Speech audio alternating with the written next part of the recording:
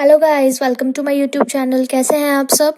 Videos को देखते रहने के लिए मेरी वीडियोस को लाइक करें और चैनल को सब्सक्राइब करना ना भूलें। Hello guys, welcome again. Last video में हमने 13.1 एक्सरसाइज के क्वेश्चन सॉल्व किए थे। आई होप आप सभी को इजीली समझ आ गया हो और मेरी वीडियो आप सभी के लिए हेल्पफुल हो। तो चलिए क्वेश्चंस कंटिन्यू करते हैं। So let's get start. Question number 9, mother father and son line up at random for family picture. इसमें हमें इवेंट दिए हैं दो। Event E, son on one end, father in middle. So इस क्वेश्चन में हमारे सैंपल स्पेसेस कुछ step से बनेंगे। इसमें हमें बोला गया है कि एक फैमिली पिक्चर क्लिक कराने गई है। सो इस क्वेश्चन में हम सैंपल स्पेस इस तरह से बनाएंगे कि कौन पिक्चर में फर्स्ट पे खड़ा है, कौन मिडल में, कौन एंड में। तो आइए फर्स्टली हम लेते हैं, फर्स्ट पे मदर खड़ी है, सेकंड पे फादर, थर्ड पे सन। उसी टाइप से ले लेंगे। सेकंड पे अब सन को कर देंगे, थर्ड पे फादर। अब फर्स्ट पे हम फादर को करेंगे, फिर मदर, फिर सन, फिर इसमें son mother. Thirdly son first, second में मिडल में फादर, थर्ड पे मदर। इसमें यही दोबारा बन जाएगा स्पेस, हमारा sample space, son mother and father. तो हमारे ऐसे सैंपल स्पेसेस हमारे 6 बन गए हैं। तो sample spaces MFS, MSF, FMS, FSM, SFM, SMF। तो हमारा फर्स्ट इवेंट में बोला गया सन ऑन वन एंड, कि एंड में कौन सन कितने टाइम पे खड़ा हुआ है। फर्स्ट हमारा 1, सेकेंड, और इस वाले स्पेस में थर्ड, और इस वाले स्पेस में फोर्थ। तो हमारे 4 टाइम सन एंड में खड़ा हुआ है। सो यहाँ पे हमारा एंड का मीनिंग ये दोनों टाइप से हो सकता है, क्योंकि हमारी जो एक लाइन होती है हम उसके एंडिंग पॉइंट का कभी पता नहीं कर सकते। एंड पॉइंट ये भी हो सकता है, ये भी इसी तरह से। इसलिए यहाँ पर इसका ये भी एक सन एंड में खड़ा है और यहाँ पर भी सन एंड पे खड़ा है। तो इसलिए हमारे फेवरेबल नंबर ऑफ आउटकम्स हो गए 4/6। सेकेंड में पूछा है फादर इन मिडल। मिडल में फादर कितने टाइम में? 1, 2 टाइम है। ओके, तो 2/6। इंटरसेक्शन करेंगे, ई इंटरसेक्शन एफ। इन दोनों में कॉमन क्या है? MFS और SFM। 2/6। Now the applying formula and evaluate. Next question is question number 10।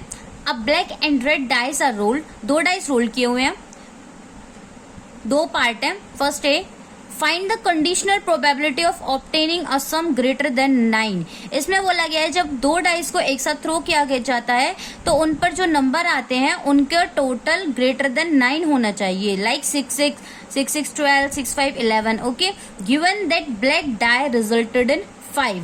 आइए तो सेकेंड पार्ट देखते हैं। Find conditional probability of obtaining the sum 8 given that red dice resulted number less than 4। 4 से less than होगा हमारा red dice का। तो हमारे 2 डाइस को जब थ्रो करते हैं तो गाइस हमारे 36 आउट ऑफ सैंपल स्पेस बनते हैं। 1, 1, 1, 2, 1, 3, 1, 4 हैशटैग सोन। मतलब इसमें हम एक जब फर्स्ट थ्रो करेंगे तो इस वाले को ब्लैक डाई मान लेंगे और इस वाले इवेंट को रेड डाई मान लेंगे। तो now the question solve the first part. Solve में हमारा ई इवेंट दिया था हमें सम ग्रेटर देन 9, मतलब 10, 11, 12, क्योंकि डाइस में लास्ट 6 होते हैं। 6 इट मीन्स 12, उससे आगे तो कोई होता ही ना ये नंबर।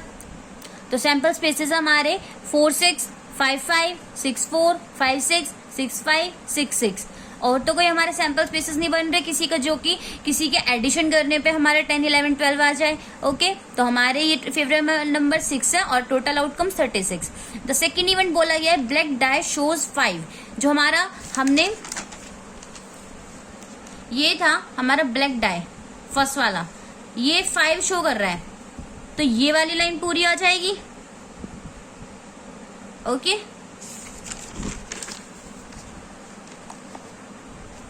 तो वही है ब्लैक डाई शो 5, 5, 1, 5, 2, 5, 3, 5, 4, 5, 5, 5, 6।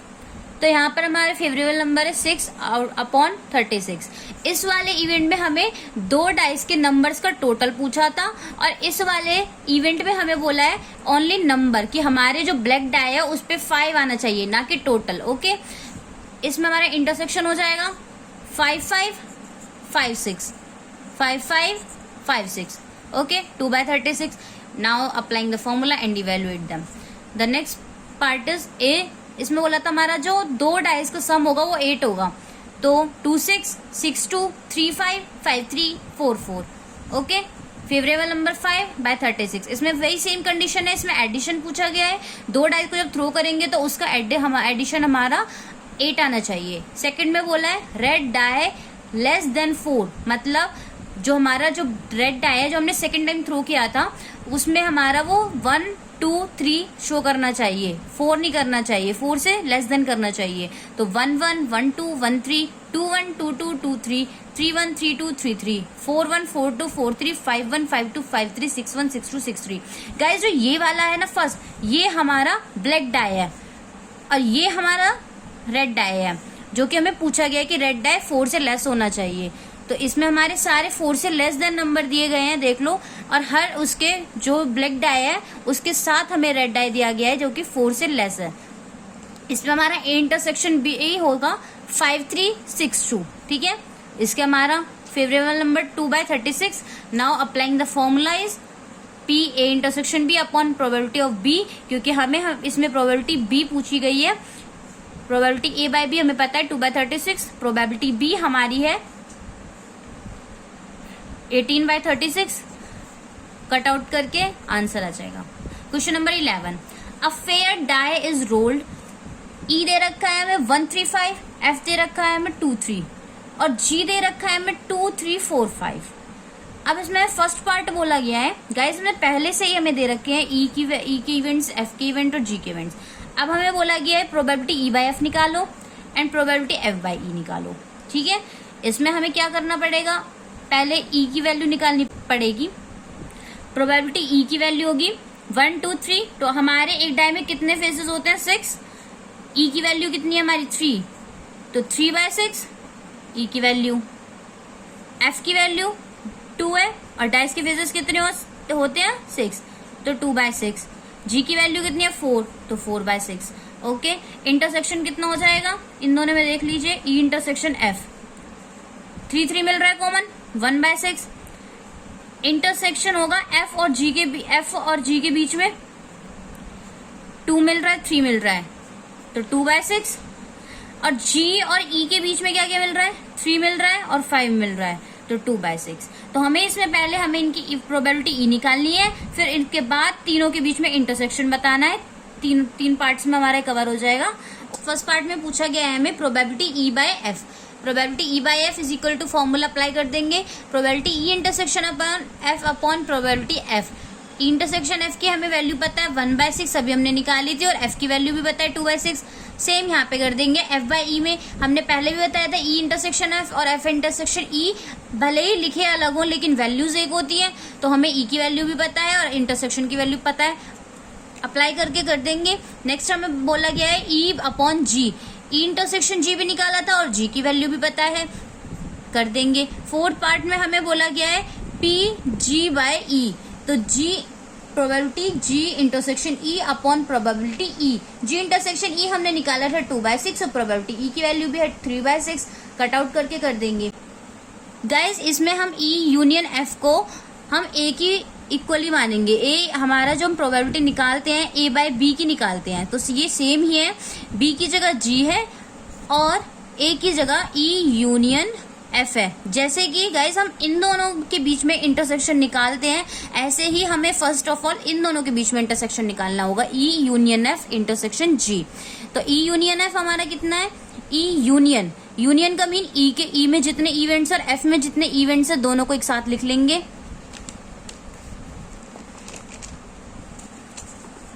ई में हमारे कितने 1 3 5, एफ में हमारे कितने 2 3, तो 1 2 3 5 ये हमारा हो जाएगा ई यूनियन एफ। एक एक जो हमारी जो वैल्यू है एक एक नंबर है उसे लेना ई यूनियन होता है। ओके, उसके बाद हमारा ई यूनियन एफ आ जाएगा। इंटरसेक्शन जी के में पता है 2 3 4 5 है, दोनों के बीच में इंटरसेक्शन देख देंगे कॉमन क्या है, 2 कॉमन है, 3 कॉमन है, 5 कॉमन है।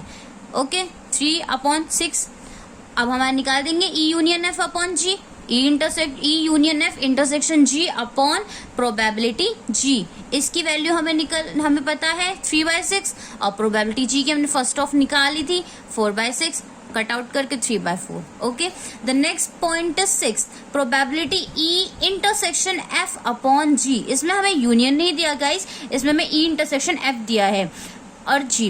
अब हम इन दोनों के बीच में इंटरसेक्शन निकालेंगे। Probability E intersection F intersection G upon probability G. E intersection F हमारा कहां पर था? E intersection F intersection G, इनके बीच में क्या क्या कॉमन है? 3, एक 3 ही है जो तीनों में आ रहा है, तो हमारा 1/6 ई इंटरसेक्शन एफ इंटरसेक्शन जी हो जाएगा। ठीक है, और प्रोबेबिलिटी जी की वैल्यू में पता ही है 4/6, तो कट आउट करके इवेल्युएट करके solution is. The next question is question number 12। If a family has 2 children, what is the conditional probability that both are girls given that the youngest is girl, और second point में बोला at least 1 is a girl. Question हमने example में किया था कि एक family के 2 चिल्ड्रन, इसकी क्या प्रोबेबिलिटी होगी कि both are girls, and first point में पूछा गया the youngest is girl.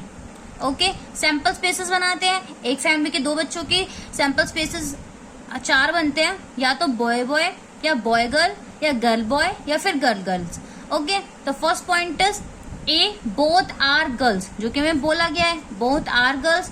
Ji 1/4, total कितने? 4। बोथ आर गर्ल्स एक टाइम है, girl girl. Okay, the second point is the youngest is a girl. Youngest it means छोटा। ठीक है, तो हमारे गर्ल्स छोटी एक इस टाइम आ रही है और एक इस टाइम, तो 2 इवेंट है बीजी जी। ओके, 2/4, या तो हम इन्हें कट आउट करके 1/2 लिख सकते हैं, या फिर 2/4 से भी हम इन्हें सॉल्व कर सकते हैं। इंटरसेक्शन हमारा कितना है? जी 1/4।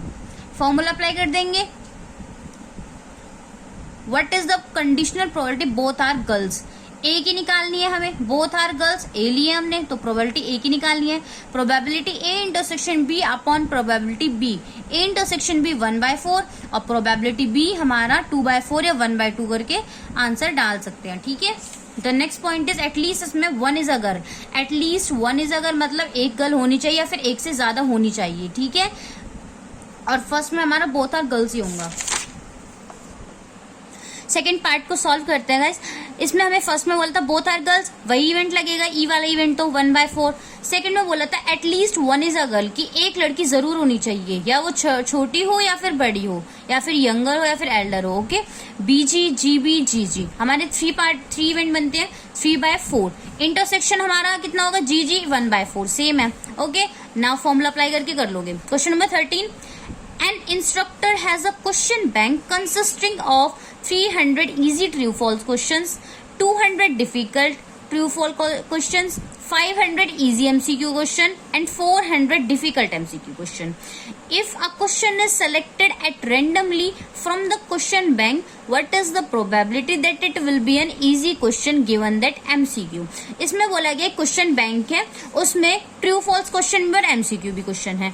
ट्रू फॉल्स उसमें 500 है टोटल, 300 इजी है, 200 डिफिकल्ट है, तो टोटल कितने हो गए हमारे? 500। नेक्स्ट में बोला है MCQ, 500 इजी MCQ है, 400 डिफिकल्ट है, टोटल कितने हो गए गाइस? 900। तो इसमें हमें एक क्वेश्चन निकाला गया है रैंडमली, उन्होंने बोला है कि इसकी क्या प्रोबेबिलिटी है कि वो एक इजी क्वेश्चन होगा। इजी क्वेश्चन हमारे कितने हैं? 5 + 3 800, और उन्होंने एक गिवन कंडीशन दी है कि वो एक MCQ क्वेश्चन, बताइए कितने हैं। तो इसमें यही बोला गया है, प्रोबेबिलिटी ए बोलेंगे इजी क्वेश्चन। इजी क्वेश्चंस कितने हैं? 500 300 800, टोटल कितने हैं? 900 500 1400। Okay, 800 upon 1400। Given that condition में बोला था MCQ कितने हमारे? 900, जिसमें 500 भी इन्वॉल्व है। ठीक है, MCQ 900, टोटल कर देंगे 900 + 500 = 1400। ठीक है, 900 अपॉन 1400। अब हमारा इनका इंटरसेक्शन कैसे निकालेंगे? इंटरसेक्शन देखो, जब हमने इजी क्वेश्चन फाइंड आउट करे थे तब भी 500 क्वेश्चन आए थे। जब हमने MCQ question find out MCQ की वो हमने जब इवेंट्स निकाला था तब भी 500 आए थे, क्योंकि इन दोनों को मिला के तो 400 और 500 को बना था 900, तो इसीलिए इसमें भी 500 आया था फर्स्ट पार्ट में, सेकेंड पार्ट में भी 500 आया था। तो हमारा इंटरसेक्शन 500/1400। इसके बाद नाउ फॉर्मूला अप्लाई कर देंगे, क्योंकि फर्स्ट में हमें पूछा गया है what is the probability that it will be an easy question. Easy question हमारा फर्स्ट है, तो हमें प्रोबेबिलिटी ए की फाइंड आउट करनी है। The question number 14 is given that 2 number appearing on throwing 2 dice are different find probability of event sum of number on the dice is 4। So guys इस question में बोला गया है कि given that 2 number appearing on throw 2 dice, जब हम 2 dice को एक साथ उछालेंगे, थ्रो करेंगे, तो उन पे जो नंबर आएगा वो डिफरेंट होगा। मतलब कि 1 1 2 2 3 3 4 4 5 5 ये वाले नंबर नहीं आएंगे। इन नंबर्स को हम डबलेट्स भी कहते हैं। We can call same number is doublets. इन नंबर को हम नहीं लेंगे प्रोबेबिलिटी इवेंट फर्स्ट में। सेकंड में बोला है हमें find probability of event sum of number on the dices 4, कि जब 2 डाइसेस को थ्रो करेंगे तो उनके ऊपर जो नंबर आएगा उनका टोटल नंबर टोटल करने पर वो 4 आना चाहिए, ना कि 4 से ग्रेटर देन, ना कि लेस देन। हमें यहाँ पे एग्जैक्ट बता रखा है कि दोनों डाइस को थ्रो करने पर जो उनका नंबर आएगा उनको टोटल करने पर डाइस पर 4 आना चाहिए। ठीक है, तो प्रोबेबिलिटी बी ये है। तो फर्स्ट प्रोबेबिलिटी इवेंट ए में हमें बोला गया है कि हमें डबलेट्स नहीं लेने हैं। तो हमारे टोटल आउटकम्स कितने होते हैं 36। उसमें हमारे पास 6 ऐसे होते हैं जो कि डिफरेंट नंबर नहीं होते, तो इनको हटा करके हमारे पास टोटल बचते हैं 30। तो 30/36। ओके, द नेक्स्ट इवेंट में बोला था हमें लेस देन 4 आना चाहिए दोनों डाइसेस के नंबर्स का एडिशन। ओके, तो हमारे पास ऐसे 3 ही है बस, 1 3 2 2 3 1। हमारे पास ये 3 ही है जिनका एडिशन 4 आता है। अगर हम 4 1 लेंगे तो ये तो बहुत ज्यादा बड़ा हो जाएगा ना। 4 ये पहले से ही शुरुआत में बड़ा है, इसको अगर ऐड करेंगे तो 5 हो जाएगा। लेकिन हमें चाहिए क्या, हमें तो बस 4 चाहिए, तो हम इससे ज्यादा हम ले ही नहीं सकते। तो हमारे पास हमारे 3 नंबर बनेंगे, 3 इवेंट्स बनेंगे 1 3 2 2 3 1 4 के। तो हमारे पास 3/36 हो जाएंगे। और हमारा इंटरसेक्शन हमारा 2 होगा। हमारा इंटरसेक्शन होगा A intersection B 2/36। How it's possible, 1 3 और 3 1 ये दोनों तो मिल रहे हैं दोनों में। ये वाला तो 2 2 हमारा फर्स्ट में था ही नहीं डबलेट्स वाला, तो 1 3 और 3 1 मिल रहा है। इसको हमारे 2/36 हमारे वो आ जाएंगे हमारे इंटरसेक्शन। और हमें प्रोबेबिलिटी पूछी है इसमें बी की, find probability of event sum of number on dice is 4। ये हमने प्रोबेबिलिटी बी लिया है हमने इसको, तो हमारी फाइंड प्रोबेबिलिटी किसकी पूछी गई है, बी की। अगर हम इसे ए लेते तो हम इसमें ए की, तो यहाँ पे फॉर्मूला अलग हो जाएगा, probability B by A, probability B intersection A upon probability A. 2/36 intersection 2/36 A intersection B और बी इंटरसेक्शन ए दोनों ही एक होते हैं। प्रोबेबिलिटी ए की वैल्यू भी है 30/36। Evaluate them and solution is. The next question is question number 15. Consider the experiment of throwing a die. If a multiple of 3 comes up, throw the die again. And if any other number comes, toss a coin. Find the conditional probability of event. The coin shows a tail given that at least one die shows a 3. इसमें हमें experiment में बोला गया कि एक die को जब हम थ्रो करेंगे अगर उसमें 3 का मल्टीपल आता है, 3 या 6 आता है, क्योंकि 9 तो डाई में होता ही नहीं है, या तो 3 होता है 6 होता है 3 का मल्टीपल में, तो 3 या 6 आता है तो हम डाई को अगेन करेंगे, थ्रो करेंगे अगेन, तो उसमें 1 भी आ सकता है, 2 भी आ सकता है, 3 भी आ सकता है, 4 भी आ सकता है, 5 भी आ सकता है, 6 आ सकता है। और उसमें बोला है कि अगर कोई और नंबर आया, मतलब 3 और 6 को छोड़कर 1 2 4 5 आया, तो हम एक कॉइन को टॉस करेंगे जिसमें कि हमारा हेड भी आ सकता है, टेल भी आ सकता है।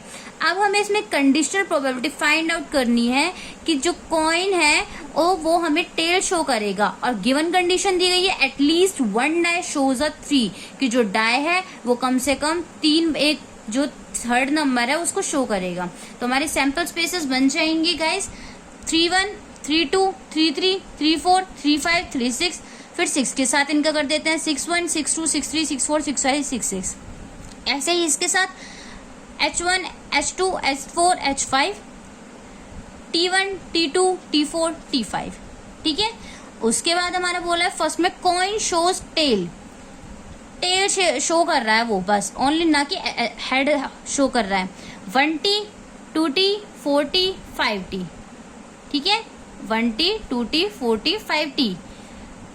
सेकंड में बोला है at least 1 die shows a 3, die show करेगा एक बार 3 को, तो 3 1 32, 33, 34, 35, 36 और 63, ये वाले ले लेंगे फेवरेबल नंबर। ठीक है, इंटरसेक्शन हमारा कुछ है क्योंकि नहीं है, क्योंकि इसमें टेल ये वाली कंडीशन अलग है और ये वाली इसमें डाई की है। ये कॉइन की कंडीशन और एक डाई की कंडीशन है जिसमें कि कोई भी इंटरसेक्शन नहीं है।